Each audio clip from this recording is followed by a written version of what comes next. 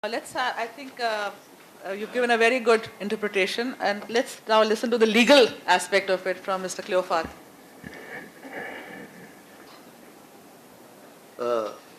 Justice Hegde, Speaker Mr. Rani, Mr. Naik,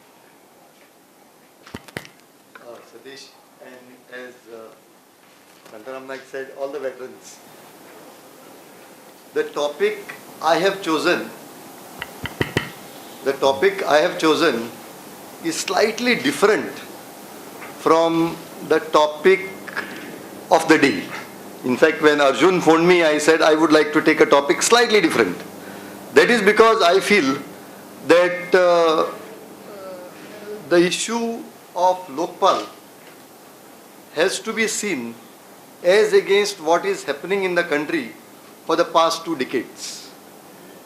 We live in an era of what we refer to as liberalization. And in the past 2 decades, the policy making of the government has been such that profiteering, accumulation of wealth is not only celebrated but awarded. And this has been happening over the past 2 decades. In fact, I have been picking up some facts from the Hindu, and if I can say that, see, it is like this, that in the past 2 decades, today we have 20 corporations owning resources more than 50% of India's population. 20 corporations. The Global Financial Integrity says that 68% of the total siphon from India is due to tax evasion and policy formulation, and that is 68% of the entire money, and that starts from 1991 onwards. Again, Global Financial Integrity speaks of India losing something like $16 billion every year from 2002 to 2006. Now, we have seen the underpricing of all our public assets in the process of disinvestment of public enterprises. We have seen how the Centaur Hotel was sold. We have seen how Balco is sold. The decontrol and deregulation has been happening in a big way. And I will give you some more statistics which I have picked up from Hindu.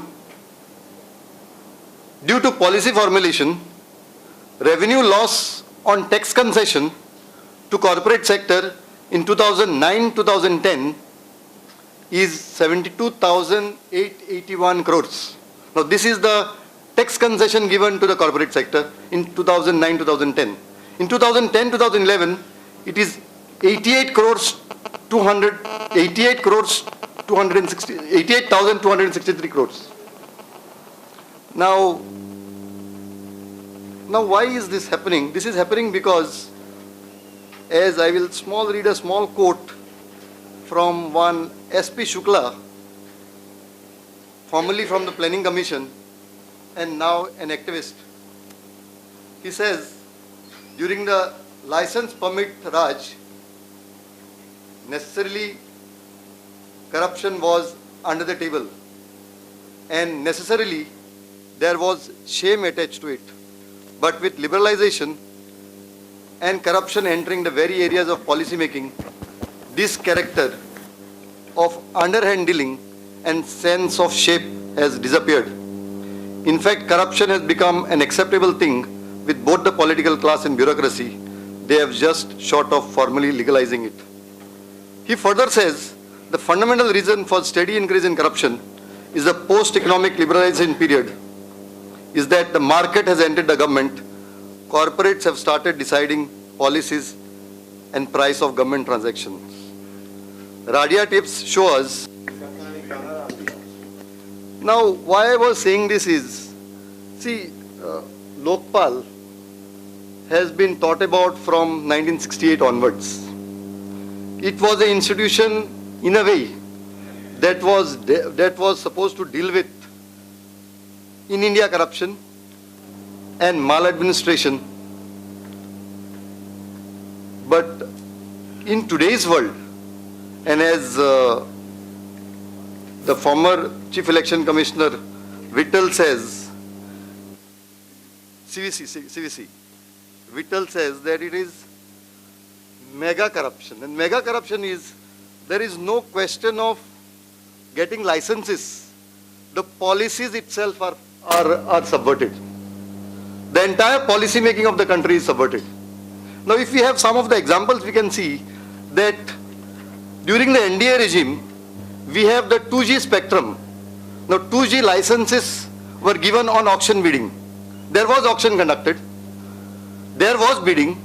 But somehow, after the bidding, it was felt that the people who bidded would go into loss. So they went into a license sharing arrangement, that is the revenue sharing arrangement. The policy of the government was changed. Now look at the 2G during the UPA regime. They go by the policy of the past government. Now what would have, and this policy went on for a number of years, I mean a year and a half, until the 3G came. Now if 3G was also on license basis, maybe 2G would have never happened. See, the whole problem is the entire policy is being subverted at a level which we are not thinking about. And I do not know whether how to tackle that issue and the issue of the post-liberalization, whether the institution like Lokpal would be in a position to deal with that issue. I do not know. I am not. But that is a bigger issue that is facing us in the past 2 years. I have a few more examples. Let us take our regional plan. In Goa, we had this problem of the regional plan. Now, good that the government at that time was responsive, one, and number two, there were elections round the corner. Take a situation when the government was not responsive and the elections were not round the corner. We had a dictatorial chief minister who would have never listened to the public outcry on the regional plan. See, this is what is happening is at a policy level. No Lok Ayuktha would have been in a position to help us at that time. If I can go a bit further, I will say, see, there is this system of, in the PWD today, we have something called a system of, you cannot quote below 20%. Now, this is leading to cartelization in the PWD tenders, complete cartelization of the PWD tenders. Now, this appears to be a note from the minister, which has been there for some time now. But what happens when this note of the minister becomes the policy of the government? See, right now it is not the policy of the government. But what would happen when this becomes the policy of the government?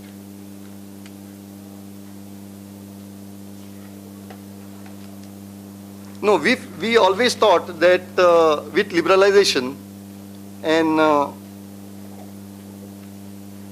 the economic reforms, we would get more transparency and more accountability. But my view is that with liberalization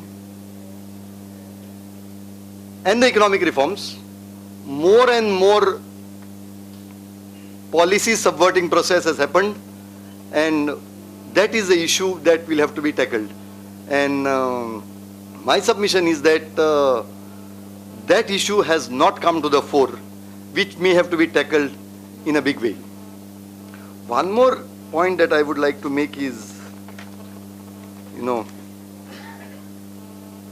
Mr. Shantaram Naik has pointed out that nobody is coming forward to file cases against in the matter of Prevention of Corruption Act. See, so many businessmen, politicians are contesting elections, and in the past number of years, we have seen affidavits being filed, and when the increase is there, from say 4 crores, it jumps to 400 crores. 5 crores, it jumps to 50 crores. But no IT department or enforcement department has ever gone after them. It's a mystery that nobody goes after them. They're in the public domain. Where is the need for an FIR? I have not seen any, but there may be another problem there. If the business people are interfered with by the IT department or the enforcement department, then there could be again a war cry that the businessmen are being attacked, our growth will suffer, and that is the reason why business people should not be touched. See, that is another way of looking at it, that we should not touch the business people. Yes, that if you touch the business people, our growth will suffer. And as a result of which, let them do what they are doing. The enforcement directorate will not be after them. The IT department will not be after them. But this is a big issue I find that has to be tackled, which is not coming up to the fore at the society level. But I felt that I should take up this opportunity and raise this issue, because the issues of the Lokpal have been debated over the past few months so much in the public domain that I thought of bringing this issue out also in the public domain. Thank you. Thank you, Mr. Cleoflower. Let's have the media's viewpoint now, and I'll request Mr. Prakash Kamath to say something. Yeah, Justice Hegde, Mr. Rane, Mr. Shantaram Naik, and friends. Media, as we know, as we have seen, is the biggest mobilizer of public opinion. We have seen Anna Hazare movement on there, on Facebook, blog posts, etc. But another aspect here, It's not on. hello. Yeah. Another aspect here of concern was the electronic media went on hyperactive. So this raises some concerns about expectations of common people being raised to expect miracles. And media will have to explain to the people instead the whole parliamentary democratic process has to be undergone in passing this kind of legislation. People have to be prepared for that. That would be media's role. Media will have to effectively publicize the provisions of the Act to really empower them. Here, Mr. Shantaram Naik mentioned that people are reluctant to file complaints. The question is, in the existing system of all whatever, even Anti-Corruption Act and everything, all are under the government. So, corruption to tackle, this is the first time this is the Lokpal or whatever this Lokayukt, they are coming out of ambit of the government. Because we have seen that whenever complaints, that is why even that Whistleblowers Act, when it was made, again the criticism was that how much effectively the Act is giving the protection. So many people have died who have tried to come out with right to information under the Act. Suspicious deaths. Nothing has happened so far. So the main problem is nexus is between bureaucracy, politicians, police. This nexus has to be broken. And this is the first hope that that will be tackled. That is why people, why they don't go, they don't have confidence. If you complain, what happens to the complaint? Again, if you under the Anti-Corruption Act, if you CBI, this has to be investigated, you need government's permission only. So all these kind of things. So this nexus has to be broken. And this is the first opportunity, it looks like, which is authority is coming, which is beyond the ambit of this whole government system. Then another point I think is that two important provisions here which media will have to publicize very effectively. One is this within this Lokayukt and this Lokpal, General Lokpal, that whistleblowers provision to effectively give protection. People should feel safe when they complain, when they come out with complaints. That is one thing. And second, there is a provision that whistleblowers will get encouragement, some awards, prizes and all, whatever have been provided, inducements, so that people come out and complain. So unless media gives effective this about publicity to all these things, that will not happen. Media have to educate people how the present system is inadequate to prevent and tackle corruption. Precisely because, as I have said, that they are within the government, these systems, vigilance department or police or whatever, CBI, everything. And that is why most of the time people who corrupt people get away with in this existing mechanism. Most important thing is media should be able to sustain the focus and pressure should be kept on. I feel that this would be the role of media in this whole process. This sustained pressure will have to be kept and focus should be there because all kinds of things are coming up. Issues like the composition of the committee, all these, they are discussed fine because we are in a democracy, these things need to be discussed. But the focus should be there on what we want to achieve under this act. A good bill has to be prepared and more important is that it is passed by the legislature because just getting a good draft, but it has to be gone through. It is for the media to put pressure on the polity for framing the most practical yet deterrent law. So this aspect media will have to this. A very important aspect which media is focusing on is that the leaders of the campaign do not appear to be concerned about the need for a simultaneous change in the government policies as Cleophas rightly pointed out. And because the more important part, this media will have to continuously focus that Lokpal and Lokayukt are not end in itself and it is not a complete solution. But change in government policies, reforms in governance, reforms in police, reforms in electoral system, these are simultaneously, unless these things go hand in hand, any of these mechanisms, how much this we pass them, will not be effective. So this will be media's role to focus this and educate people on this. Now, another aspect, whistleblowers, I said, then people will have to be vigilant about functioning of these institutions because they have to also function within the democratic system. Because concerns are raised that there could be autocratic Lokpal and all that. And again, another aspect will be how the governments in power treat these institutions. That also will have to be, media will have to be vigilant. Because examples of Karnataka, I honestly feel that media has been doing a good job there. Every time the Lokayukta comes under various days, media immediately takes up these issues. So that helps there, for effective functioning of these institutions.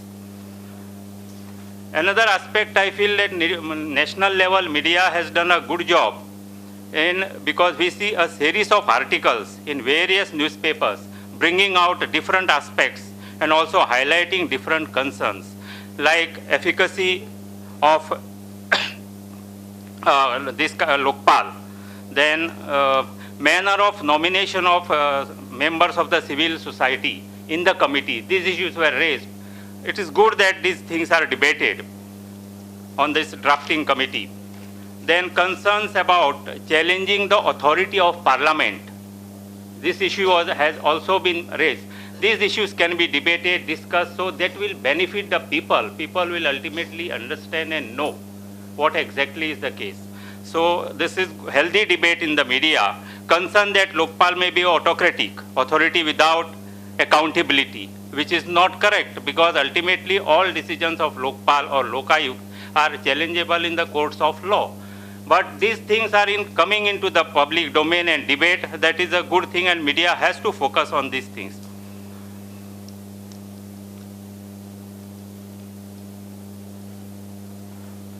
Again, in now coming to Goa, about this Goa Lokayukta Act, as Mr. Rane has explained various aspects, we will have to see that media in Goa has time and again written about this Lokayukta bill, that it is presently in cold storage.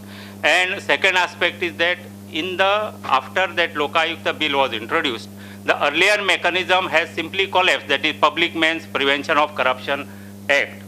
Whether we should also debate more effectively and people should know that till this new act is passed, whether in the first place, whether we should amend the existing provision or we should go for a new act by constituting a committee on the format of this Jan Lokpal or whatever. That is one aspect. And second aspect also, people should be involved in the debate whether we should have till the new act is passed and effectively Lokayukt comes into existence, whether we should have this earlier act which was passed by Mr. Rane about Public Men's Corruption Act, whether that should be revived and we should have that in place till new mechanism takes over. So all these aspects I think we will have to discuss, and media will have to take a lot of interest in this.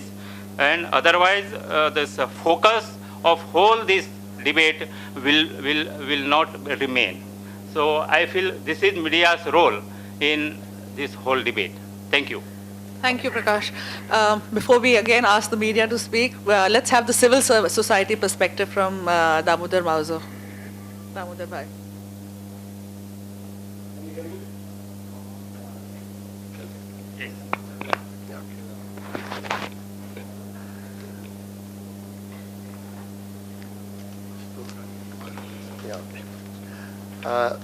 Respected Justice Santosh Hegde, the Chairman of International Center Goa, Mr. Pratap Singh Rane, Mr. Shantaram Naik, Satish, Nandini, and my fellow panelists and friends.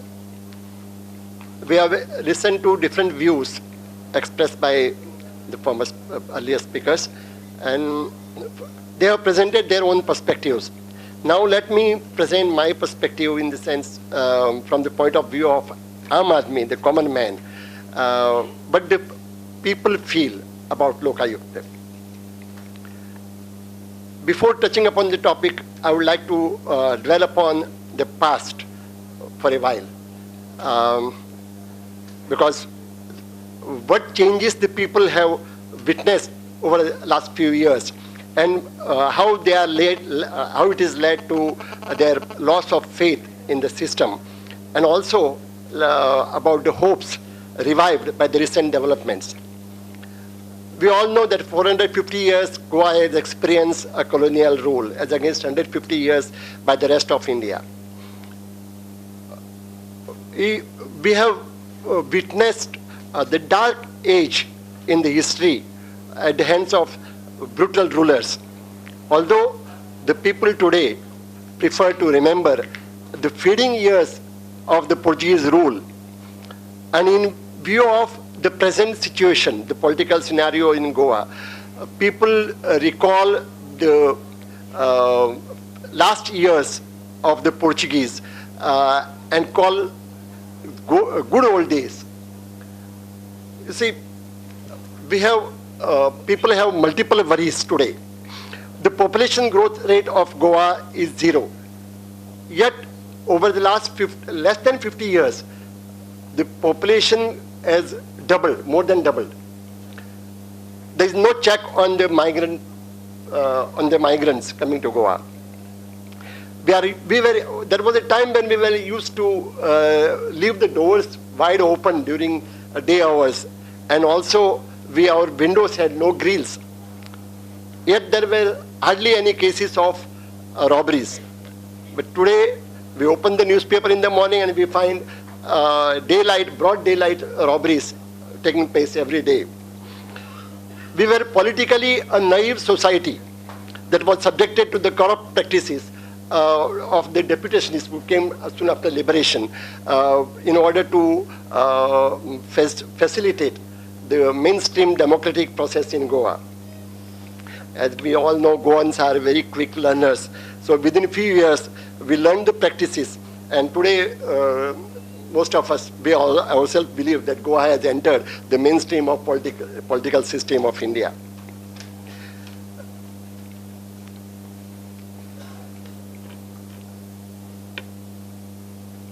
You see, when Goa was liberated, it remained union territory for quite some time. We agitated against it. We wanted a separate state for Goa. We wanted a statehood. When we fought for statehood, we had a dream. Goa being a small territory, we thought it would be easy to administer. It will also desist our politicians at the helm from becoming corrupt. And the logic was simple. Goa is a small territory where people know, everyone knows every other body. So we thought it will unlike the deputationists, we had no love for Goa and Goans.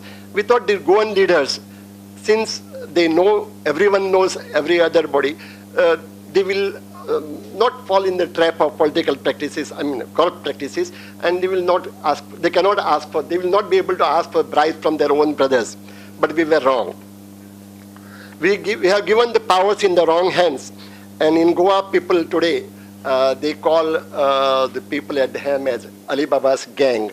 I'm sorry, I don't want to generalize, but at the same time, because there may be some good people at Ham, but at the same time, people do believe that they are not in the safe hands, and the most powerful people of the state are these people, and people are scared to talk against them, their practices, though they know about it. Like the rest of the country, Goa too has its own share of black money, nepotism, favoritism, drug abuses, illegal mining, communalism, and whatnot. But going by the kind of mass support that Anna Hazare got in Goa, it is obvious that the people consider corruption as the worst of the menaces. The same phenomenon which we have witnessed in the rest of the country. Well, hunger strike is not new to India. Satyagraha has a long history. Even today, we have the Iron Lady of Manipur, Iron Chanu Sharmila, who has been fasting for the last 11 years or maybe more over the human rights abuses, demanding to repeal the much abused Armed Forces Special Powers Act. Chanu is being force-fed by the authorities in order to prevent her from dying. But what is surprising is that somehow neither the media nor the common people, the people of India, like to make a common cause with the northeastern people. That's what my feeling is. Apparently, the issue of corruption is close to the heart of the people and also of the media. The Aam Aadmi of the country has been affected by the rampant corruption that is taking place at every level, and media obviously could not have found a better issue than this one to reach out to the masses of the country when it came to the hunger strike. As we all know, Goa rates higher than her counterparts on many counts. For example, we rate number 1 as far as per capita income is concerned. But I may not be very far from being right if I say we also rate number 1 in the field of corruption. A joint study by the Delhi-based Center for Media Studies revealed a startling picture. They have categorized all the Indian states into 4 as far as corruption is concerned: moderate, high, very high, and alarming. And unfortunately, Goa is bracketed along with 3 more states in this category, alarming. What scares us the most is that civil society has begun to take the corruption for granted. This has affected our whole system, our value system. Common man waits for the elections to be declared, not because they want any change, because they expect something in return, some goodies. Every vote is tagged with a price, not less than 500, and anything above 1,000, besides some other lucratives. And the political leaders who are in the corridors of power are happy that they are not being probed into. They have been taking the people for granted. The situation has arisen to such alarming level that I wouldn't be surprised if India, inspired by the uprising in Libya and Yemen and Egypt, takes to the streets. And if it happens, Goa will not lag behind. As a measure to avoid such a dangerous situation, we look upon the institution of Lokayukt as an instrument to safeguard our interests against the corrupt system. For the people of Goa, the success of hunger strike by Anna Hazare is a return from the point of hopelessness. It has raised our hopes, and that we remain if we remain united on this issue, we feel we'll have better days ahead. Goa is a small state, but though Goa is a small state, considering the extent of corruption in Goa, we should have a Lokayukt as early as possible. And I don't know, in Karnataka, I think 2 members. So I would prefer in Goa one Lokayukt and at least 2 Upa-Lokayukt, so that the responsibilities are shared and well divided. People may not wait for the, the Lokayukt may not wait for the complaints to be lodged. They can act suo motu. But most importantly, the complainants and the informants should be assured of anonymity and protection. These are the whistleblowers who are scared of this system because, as Prakash has rightly said, they feel vindicated afterwards. The quick disposal of cases is very important. Timely action and punitive measures. I know Lokayukt may not have powers to punish, but at the same time, it should be seen by the Lokayukt that the judiciary takes right measures to take punitive measures, and the culprit is given due punishment in the right time. However, the people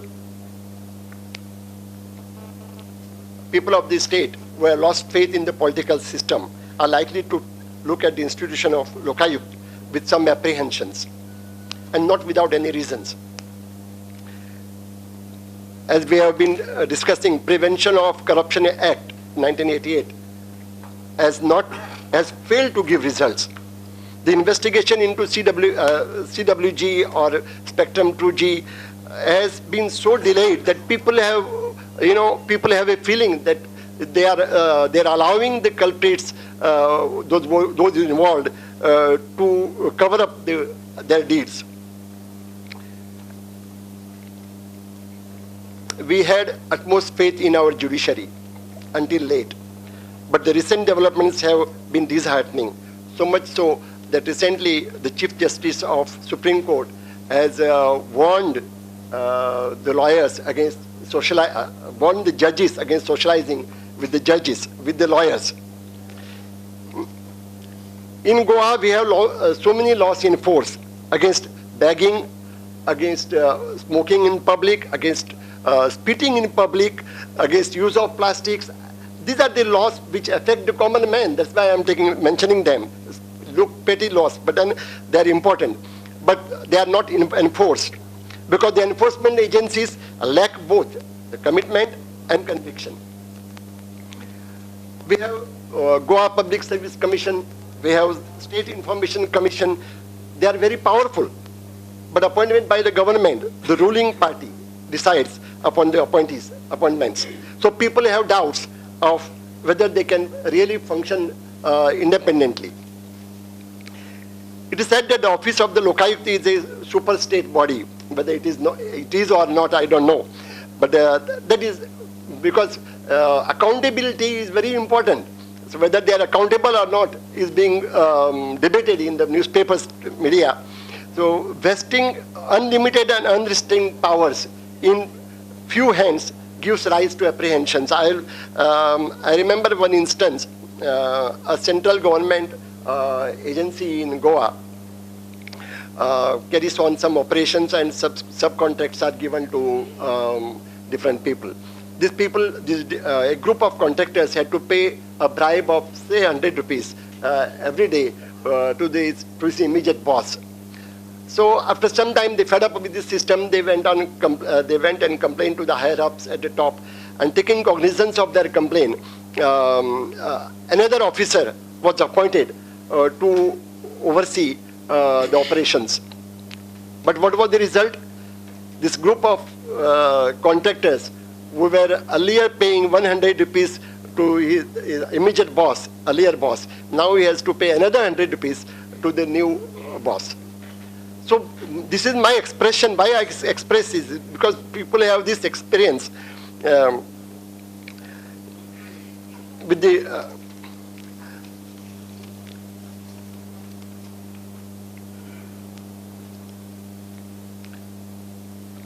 for this, what we require is, when a Lokayukt Commission comes into force, what we require is people with, people of integrity, people whom people should have faith in them and their integrity.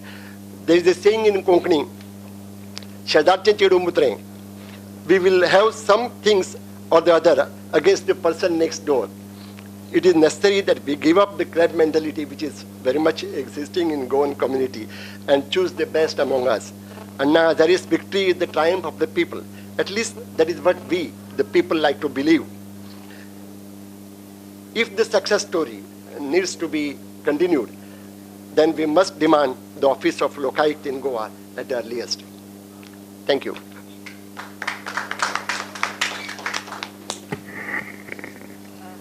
Thank you, Damodar Bhai, for giving this civil society perspective.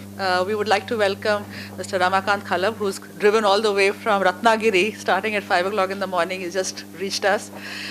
Would you like to now No, I give think your... I will let me listen to the... Listen. Okay. So, shall we have Sandesh Prabhudesai again talk about what is the... Mr. Pramod Kamath.